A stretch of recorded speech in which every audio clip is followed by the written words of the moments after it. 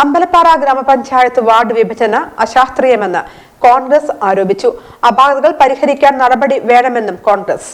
Ward വിഭജനം സമ്പൂർണ്ണ പരാജയവും അശാസ്ത്രീയവുമാണെന്നാണ് കോൺഗ്രസ് ആരോപിക്കുന്നത്. സ്ഥലത്തെക്കുറിച്ച് കൃത്യമായ ലക്ഷ്യങ്ങളില്ലാതെയാണ് വാർഡുകൾ വെട്ടിമുറിച്ചിട്ടുള്ളത്. ഒരു വീട്ടുവളപ്പിന്റെ തന്നെ മുൻവശങ്ങൾ 2 വാർഡുകളിലാണ് ഉൾപ്പെട്ടിട്ടുള്ളത്. കോൺഗ്രസ് ആരോപിച്ചു. ഇന്ന് നടന്ന ഡിലിമിറ്റേഷൻ യോഗത്തിനു ശേഷമാണ് ആരോപണവുമായി കോൺഗ്രസ് രംഗത്ത് വന്നത്. അമ്പലപ്പാറ മണ്ഡലം കോൺഗ്രസ് പ്രസിഡന്റ് കെ സാജൻ, നേതാക്കളായ പി ദിവാകരൻ, പി എസ് രാധാകൃഷ്ണൻ, പി സൂര്യനാരായണൻ, ഷാജി മേലൂർ, പി സേതുമാധവൻ, പി സുരേഷ് തുടങ്ങിയവർ സംസാരിച്ചു.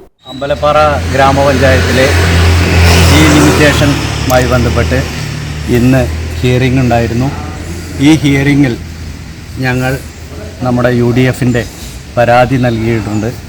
അതുമായി ബന്ധപ്പെട്ട് അവർ പരാതി സ്വീകരിക്കുകയും കൂടാതെ ഈ പരാതിക്ക് അവർ പരിഹാരം നൽകാമെന്ന് അവിടെ ഞങ്ങളുമായി എഴുതി വാങ്ങി വെച്ചിട്ടുണ്ട്.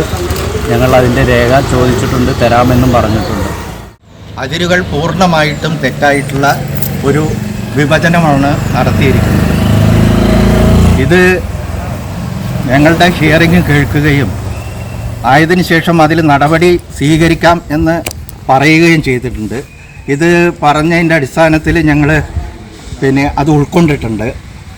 വരും കാലങ്ങളിൽ അത് കോടതിയിലടക്കം പോകേണ്ട ഒരു സാഹചര്യമാണ് ഇന്ന് നിലവിലുള്ളത്.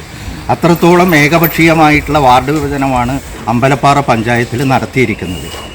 തികച്ചും തെറ്റായിട്ടുള്ള വാർഡ് വിഭജനമാണ് നടത്തിയിരിക്കുന്നത്. അതാണ് അതിനെ സംബന്ധിച്ച് പറയാൻ.